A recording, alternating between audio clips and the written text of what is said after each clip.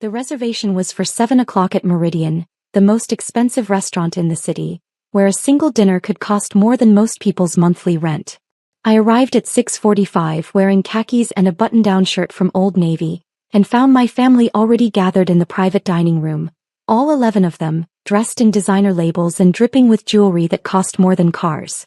"What are you doing here?" my sister Jennifer asked, her diamond bracelet catching the light as she gestured dismissively at me. "This is a business dinner." "I got the invitation," I said, pulling out my phone to show the email from my mother's assistant. "Family Business Strategy Dinner, 7 p.m. attendance requested." My mother, Patricia Morrison, CEO of Morrison Holdings, set down her wine glass with a sharp click. She wore a navy Chanel suit that probably cost $15,000, and her expression carried the same cold disapproval I'd seen my entire life.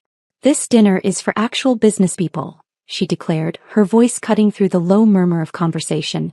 "Not dreamers." My father, Richard Morrison, nodded from his seat at the head of the table. He'd retired as CFO 3 years ago but still maintained his board position and his air of absolute authority. "Sarah, you need to know your place. This dinner is for family members involved in the business. You make pottery in your garage." "I make ceramics," I corrected quietly. "There's a difference." "Not one that matters," Jennifer said. She was VP of Marketing, having married into her position through connections rather than competence. "We're discussing the acquisition of Techline Industries. A $200 million deal. What could you possibly contribute to that conversation?" My brother Michael, the COO, didn't even look up from his phone. "Mom's right. You don't belong here. This is embarrassing." I counted 8 family members at the table. My parents, 3 siblings, 2 spouses, and my uncle Robert, who served as general counsel. They all held positions in Morrison Holdings, the family empire my grandfather had built from a small manufacturing company into a diversified conglomerate worth $1.2 billion. And they all looked at me with varying degrees of disdain or pity. "I think there's been a misunderstanding," I tried again. "The only misunderstanding," my mother cut me off, "is you thinking you have any relevance to this discussion. You opted out of the family business 15 years ago when you decided to pursue your little art hobby. You don't get to opt back in when it's convenient." "I didn't opt out," I said. "I chose a different path." "A path that leads nowhere," my father said flatly. "You're 37 years old, Sarah. You live in a rental house. You drive a used Subaru. You sell coffee mugs at craft fairs. Meanwhile, your siblings are running a billion-dollar enterprise." My youngest brother, Thomas, who'd just been promoted to VP of Operations despite having worked at the company for only 2 years, smirked. "Maybe she's here hoping for a handout. Are you finally ready to admit your pottery thing failed?" "My ceramic studio is doing fine," I said evenly. "Fine," Jennifer repeated with a laugh. "That's the difference between you and us, Sarah. We don't aim for fine. We aim for exceptional. Market-leading. Industry-defining." "Speaking of which," my Uncle Robert interjected, "we should begin. The Techline deal has time-sensitive components." He looked at me pointedly. "Sarah, this really is a closed meeting. Family members with active business roles only." "I have an active business role," I said. My mother actually laughed.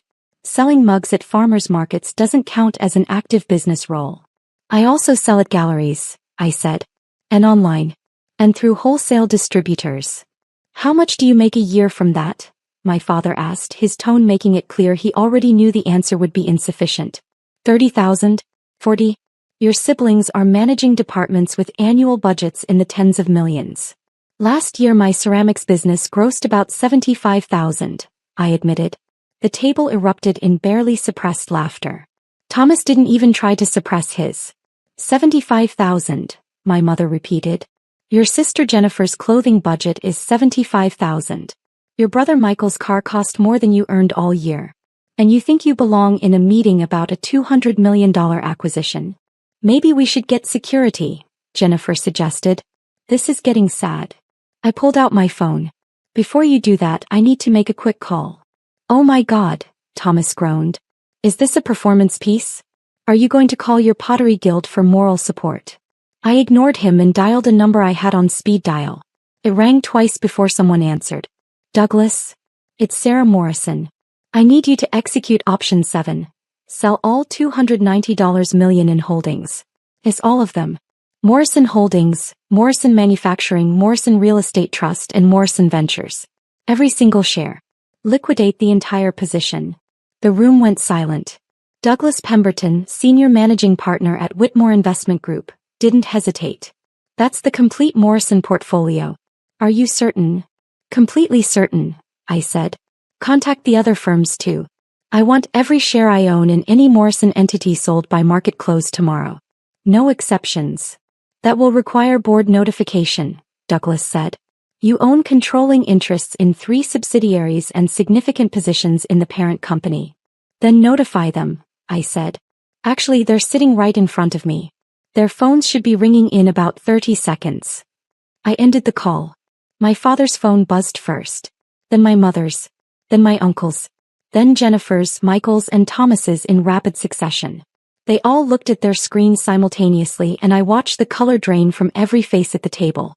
What did you do? My mother whispered, staring at her phone. I'm exercising my rights as a shareholder, I said calmly. Something I should have done years ago, but I kept hoping you'd eventually see me as something other than an embarrassment. My father was reading his notification, his hands shaking slightly. This can't be right. It says Sarah Morrison controls 47% of Morrison Holdings through various investment vehicles. 47.3% to be precise, I corrected. I'm the largest single shareholder. Grandpa made sure of that before he died. That's impossible, Jennifer said. The company went public. The shares were distributed among family members. Most of them were, I agreed. But Grandpa kept a controlling block in a private trust. He gave it to me on my 21st birthday along with about $80 million in liquid assets. He told me to invest wisely and never let the family know unless I absolutely had to. My Uncle Robert was scrolling frantically through his phone. This is showing Morrison Manufacturing, 62% owned by Clearwater Holdings LLC. Morrison Real Estate Trust, 55% owned by Pacific Ventures LP. Morrison Ventures, 71% owned by Cascade Investment Group. All entities I control, I confirmed. Grandpa taught me to structure investments through multiple vehicles for tax efficiency and privacy. Apparently, it also worked for keeping my actual net worth hidden from judgmental family members. My mother's face had gone from pale to red. Your grandfather gave you $80 million? When? 16 years ago, I said. He told me he was disappointed in how the rest of the family had turned out. Too focused on appearances, not enough on substance. He said you'd all forgotten that Grandpa started Morrison Holdings by making quality products, not by wearing expensive suits and looking down on people. So you've been sitting on this fortune for 16 years? Michael demanded. While we all thought you were broke? I'm not broke, I said. I never was. My ceramic studio isn't a failure. It's a hobby I genuinely enjoy. I don't need it to support me because I have a diversified investment portfolio currently valued at approximately $290 million. Most of which is invested in Morrison entities. Was invested, my father said hoarsely, still staring at his phone. You just ordered it all sold. That's correct, I said. I called Douglas Pemberton at Whitmore Investment Group. I also have holdings managed by Goldman Sachs and Morgan Stanley. I'm calling them next to liquidate those positions too. Thomas looked genuinely panicked. You can't do that. If you dump that many shares at once, it'll tank the stock price. I'm aware, I said. The market will interpret a major shareholder completely exiting their position as a lack of confidence in the company's future. Stock price will probably drop 15 to 20% in the first day alone. That's market manipulation, Jennifer exclaimed. No, my Uncle Robert said quietly, his legal mind working through the implications. It's not. She's entitled to sell her shares whenever she wants. She's notifying the board as required by SEC regulations. Everything she's doing is completely legal. My mother stood up, her chair scraping against the floor. Sarah, you can't do this. Do you know what this will do to the company? To the family? I imagine it will significantly reduce your net worth, I said. And probably make the Techline acquisition much more difficult, since your stock price will be in free fall and your access to capital will be constrained. Why? My father asked. Why are you doing this? Because this dinner is for actual business people, I said, echoing my mother's words. And you just made it very clear that I don't qualify. So I'm removing my business from your business. Simple as that. My phone rang. I answered it on speaker. Ms. Morrison, this is Catherine Zhou from Goldman Sachs. We just received notification from Whitmore Investment Group about a mass liquidation order. Can you confirm you want us to proceed with selling your Morrison Holdings positions as well? Confirmed, I said. Sell everything. Every Morrison-related asset in every portfolio you manage for me. That's approximately $93 million across multiple funds, Catherine said. Combined with the Whitmore positions, you're liquidating roughly $380 million in total assets. My brother Michael made a choking sound. Wait, my mother said desperately. Just wait. Let's talk about this. How you want to talk, I observed. 30 seconds ago you wanted security to remove me. Ms. Morrison? Catherine was still on the line. Should I proceed? I looked at my family. My father had his head in his hands. Jennifer was frantically typing on her phone, probably to her broker. Thomas looked like he might be sick. Michael had gone completely pale. My uncle Robert was the only one maintaining composure, though his jaw was tight. Sarah, my mother said, and for the first time in my memory her voice held actual emotion instead of cold criticism. Please. Let's discuss this rationally. I've been trying to discuss things rationally for 15 years, I said. Every time I've reached out you've dismissed me. Every family gathering you've made jokes about my little pottery hobby.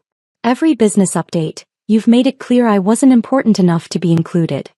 We didn't know, Jennifer said weakly. You didn't ask, I corrected. You assumed. You saw my used car and rental house and decided you knew everything about my life. It never occurred to you that I might choose to live modestly.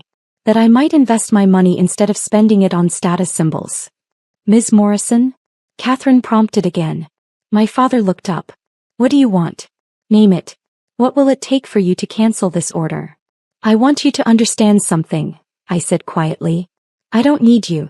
I never needed you. Grandpa made sure of that. He gave me enough resources to live any life I wanted and I chose this one.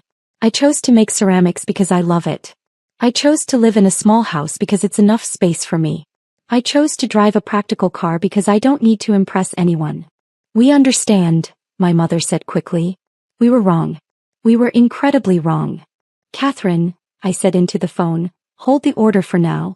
But keep everything queued and ready to execute. Understood, Catherine said. We'll maintain the positions but keep the sell orders prepared. Just say the word. I ended the call and looked at my family. Here's what's going to happen. All of you are going to sit down and actually listen to me speak. For the first time in 15 years, you're going to treat me like I have something valuable to contribute. And then we're going to discuss whether I want to remain invested in Morrison Holdings or whether I'd rather take my $290 million and invest it in companies run by people who value substance over appearance. They sat. Every single one of them, including my mother, sank back into their chairs like chastened children. The Techline acquisition is a mistake, I said. I've reviewed the financials. You're paying too much for a company with declining market share and aging technology. You're doing it because it looks good. Techline has name recognition and a prestigious client list. But their fundamentals are weak. How do you know their fundamentals? Michael asked. Because I've been receiving board packets for every Morrison entity for the past 16 years, I said. Grandpa's trust stipulated that I receive all shareholder communications. I read every quarterly report, every strategic plan, every acquisition proposal. I just didn't vote or attend meetings because I wanted to see if you could succeed without my interference. And, my father asked carefully. You've done well in some areas, I admitted. The real estate division has been particularly successful. But you've also made several questionable decisions driven by ego rather than strategy. This Techline acquisition is the worst one yet. My uncle Robert leaned forward. What would you suggest instead? There's a smaller firm called Innovate Tech, I said. Half the price of Techline, but with better technology and a younger, more innovative team. They don't have the name recognition but they have the substance. Morrison Holdings built its reputation on quality and innovation. Acquiring Innovate Tech fits that legacy. Techline is just expensive window dressing. I've heard of Innovate Tech, Thomas said slowly. They developed that new cloud infrastructure platform, which is currently being adopted by 3 Fortune 100 companies, I confirmed. In 5 years they'll be worth more than Techline. Right now, you could acquire them for 90 million instead of spending 200 million on a declining asset. My mother and father exchanged glances. For the first time, I saw them actually considering my words instead of dismissing them. You've really been following the company this whole time? Jennifer asked. Every quarter, I said. Every board meeting, every strategic initiative. I know Morrison Holdings as well as any of you. I just didn't feel the need to prove it until you made it clear my opinion was worthless. My father cleared his throat. If we were to consider your advice on the acquisition, would you maintain your investment position? That depends, I said. On whether this is a temporary change because you're scared of losing money, or a permanent change in how you see me and my role in this family. A permanent change, my mother said. She looked uncomfortable saying it like the words physically pained her, but she said it anyway. You're right. We've been terrible to you. For years. We made assumptions and we were cruel about them. You were, I agreed. You judged me for living simply while you spent money on things designed to impress people you don't even like. You mocked me for doing work I love instead of work that pays 6 figures. You decided my worth based on my car and my house instead of my character or my capabilities. We're sorry, Jennifer said, and she actually sounded like she meant it. Genuinely sorry. I studied them all. My mother looked smaller somehow, her expensive suit unable to provide the armor of superiority she usually wore. My father seemed older, the weight of his misjudgment visible in every line of his face. My siblings had lost their smirks and their casual cruelty, replaced by something that looked almost like respect. I'll maintain my investment positions, I said finally. On 3 conditions. Name them, my Uncle Robert said immediately. First, I want a board seat. Grandpa's trust entitles me to one, but I never claimed it. I'm claiming it now. I want a voice in major decisions. Agreed, my father said without hesitation. Second, the family stops making decisions based on appearances and starts making them based on sound business principles. That means no more acquisition targets chosen because they sound impressive to your golf buddies. No more hiring family members who aren't qualified for their positions. I looked pointedly at Thomas. Hey, Thomas started to protest. You were promoted to VP of Operations after 2 years with the company, I interrupted. Most VPs have 10 to 15 years of experience. You got the job because your family, not because you earned it. Thomas opened his mouth then closed it. He couldn't argue because we both knew it was true. Third condition? My mother asked. I want to be treated like a member of this family, I said simply. Not the embarrassing relative you tolerate at holidays. Not the failure who couldn't hack it in the real world. An actual family member whose choices you respect, even if you don't understand them. The room was silent for a long moment. Done, my father said. All 3 conditions. You have a board seat, will make more strategic decisions, and you'll be treated with the respect you deserve. Starting now, my mother added. Sarah, would you stay for dinner? We'd value your input on the Innovate Tech acquisition. I pulled out my phone and called Catherine Zhou back. Cancel the liquidation order. Maintain all positions. Confirmed, Catherine said. Positions maintained. I'll send you the updated portfolio summary in the morning. I ended the call and sat down at the table, not in my original seat at the far end, but in an empty chair closer to the center. My family rearranged themselves to make room, their movements uncertain but deliberate. A waiter appeared and I ordered the salmon. My mother ordered another bottle of wine, a $3,000 Bordeaux that she insisted I try. Tell us about Innovate Tech, my Uncle Robert said, pulling out his tablet. You said they're being adopted by Fortune 100 companies? I spent the next 20 minutes walking them through Innovate Tech's technology, their market position, their growth trajectory, and why they represented a better strategic fit than Techline. My family listened, taking notes and asking intelligent questions. The cloud platform alone could generate recurring revenue of $50 million annually within 3 years, I explained. Techline's revenue is flat. They're living on legacy contracts that won't renew forever. Why didn't our analysis team catch this? Michael asked. They did, I said. It's in the appendix of the acquisition proposal, page 47. But the recommendation was to proceed with Techline anyway because of their market reputation. My father looked embarrassed. I didn't read that far. Neither did I, Jennifer admitted. I read the whole thing, I said. All 63 pages. Because unlike you, I don't have a team of assistants summarizing documents for me. I have to do my own research. You have $290 million, Thomas pointed out. You could hire a whole team of assistants. I could, I agreed. But then I'd lose touch with the details. Grandpa taught me that. He said the moment you stop reading the full reports is the moment you stop understanding your business. Grandpa was a smart man, my Uncle Robert said quietly. He was, I agreed. He was also disappointed in most of you. He told me that before he died. He said you'd forgotten what made Morrison Holdings successful in the first place. Quality products, smart decisions, and treating people with dignity regardless of their position. My mother winced. He said that. He did, I confirmed. He said the company had become more about status than substance. That you'd all started valuing the appearance of success over actual success. That's why he gave me the money and the controlling shares. He hoped I'd remember what he taught me and use it when the time came. The time has come, my father said. Clearly. We spent the rest of dinner discussing business strategy. I shared my analysis of several other opportunities I'd been tracking. A small manufacturing firm with innovative processes, a real estate development in an emerging market, a technology startup developing AI tools for industrial applications. My family took notes, asked questions, and for the first time in my adult life, treated me like I had valuable knowledge to share. By the time dessert arrived, the atmosphere had shifted completely. Jennifer asked about my ceramics work with genuine interest rather than condescension. Michael wanted to know how I'd learned to analyze companies so effectively. Thomas admitted he felt overwhelmed by his VP position and asked if I'd be willing to mentor him. I'd be happy to, I told Thomas. But you need to be willing to put in the work. Read every report. Understand every department. Learn the business from the ground up, not from the executive floor down. I will, Thomas promised. I swear. As dinner ended and the waiter brought the check, which my mother paid without comment or complaint, my father stood and cleared his throat. Sarah, I need to say something. On behalf of all of us. He gestured to the table. We've been fools. Blind, arrogant fools. We looked at your life and saw failure when we should have seen success.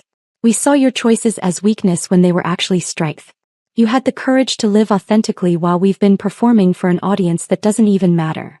Well said, my Uncle Robert murmured. We can't undo the past 15 years, my father continued. We can't take back the cruel things we've said or the dismissive way we've treated you. But we can do better moving forward. We can be the family Grandpa hoped we'd be. If you'll give us the chance. I looked at them all, my mother with tears in her eyes, my siblings looking genuinely remorseful, my uncle nodding encouragement. They weren't perfect. They'd probably slip back into old patterns sometimes. But they were trying and that mattered. I'll give you the chance, I said. But understand this. I'm not changing my life to accommodate your expectations. I'm still going to make ceramics. I'm still going to live in my rental house and drive my Subaru. I'm still going to shop at Old Navy and sell mugs at farmers markets. Because those things make me happy and I don't need your approval to live my life. We wouldn't want you to change, my mother said. You're the only one of us who actually figured out what matters. We left the restaurant together, walking out into the cool evening air. My family's cars were lined up in the valet section. A Mercedes, a BMW, a Tesla, a Lexus. My Subaru was in the public lot 2 blocks away. Do you want a ride to your car? Jennifer offered. I'll walk, I said. It's a nice night. Sarah, my mother called as I turned to go. Board meeting is next Thursday at 10 a.m. I'll have my assistant send you the details and materials. I'll be there, I said. I walked to my car, climbed in and sat for a moment before starting the engine. My phone buzzed. A message from Douglas Pemberton. That was the most dramatic liquidation order I've received in 30 years. Glad you canceled it. Though I have to ask, were you really going to follow through? I typed back. Absolutely. They needed to understand that family means more than net worth. Well played, Douglas responded. Your grandfather would be proud. I drove home to my rental house. A modest 3-bedroom in a quiet neighborhood where I had a detached garage I'd converted into my ceramics studio. Inside, I changed into old jeans and a paint-splattered t-shirt, tied back my hair and went out to the studio. I had a commission to finish. A custom tea set for a client willing to pay $3,000 for handmade ceramics. Not because she knew I was worth hundreds of millions, but because she valued the quality of my work. As I centered clay on the wheel and began to shape it, I thought about the evening. About my family's shock and subsequent contrition. About the board seat I'd finally claimed. About the respect I'd finally demanded. But mostly I thought about what Grandpa had told me 16 years ago when he transferred that money into my account. Money is a tool, Sarah, he'd said. Use it to build the life you want, not the life other people expect. And remember, real wealth isn't in your bank account. It's in knowing yourself well enough to choose happiness over approval. I'd chosen happiness. I'd chosen ceramics and craft fairs and a simple life that brought me genuine joy. And when my family had pushed too hard, I'd used Grandpa's tool exactly as he'd intended, to show them that their approval was worthless compared to my peace of mind. My phone buzzed again. A group text from Jennifer to all the siblings. Family dinner next month at my place. Sarah, please come. And bring some of your ceramics. I'd like to buy a set for my dining room. I smiled and typed back, I'll be there. And I'll bring a catalog. Thomas replied, can you bring that business analysis you mentioned? The one about emerging markets? Michael added, and maybe we could schedule some time to talk about the manufacturing division? I think we're missing some opportunities. I set down my phone and returned to my wheel, shaping clay with practiced hands. Tomorrow I'd be a board member at a billion-dollar company. Tonight I was a ceramicist making a teapot. And both of those things were exactly who I wanted to be. Outside my studio window, the sun had set completely, leaving the sky scattered with stars. Inside, my hands worked the clay into something beautiful and functional. Something that would bring someone joy long after tonight's drama had faded into memory. That, I thought as I shaped the final curve of the teapot spout, was what success really looked like. Not designer suits or expensive cars or corner offices.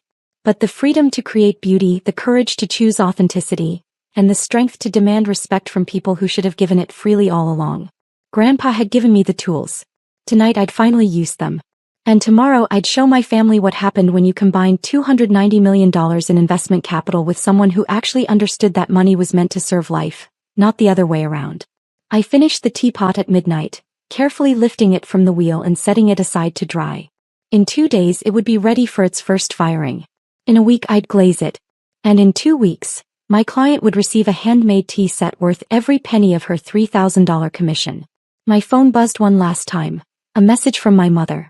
Thank you for giving us another chance. Your grandfather chose well when he trusted you with his legacy. I'm sorry it took us so long to see it. I didn't respond immediately. Instead, I cleaned my workspace, washed my hands, and made myself a cup of tea in one of my own handmade mugs. A simple piece with a blue glaze that had turned out exactly as I'd hoped. Only then did I type back. Grandpa taught me that family is worth fighting for. Even when they don't make it easy. My mother's response came quickly. We'll try to make it easier from now on. I hope that was true. But even if it wasn't, I knew something my family had forgotten and was just beginning to relearn. Real success wasn't measured in dollars or titles or designer labels. It was measured in the ability to live authentically, to choose substance over appearance, and to know that your worth came from within, not from the approval of others. And I was successful by every measure that mattered. I finished my tea, turned off the studio lights, and walked back to my house. Tomorrow would bring board meetings and investment decisions and family dynamics that would take years to fully repair. But tonight I was just Sarah. Ceramicist, investor, granddaughter, and finally recognized member of a family that had taken far too long to understand what Grandpa had known all along. That I was exactly who I needed to be.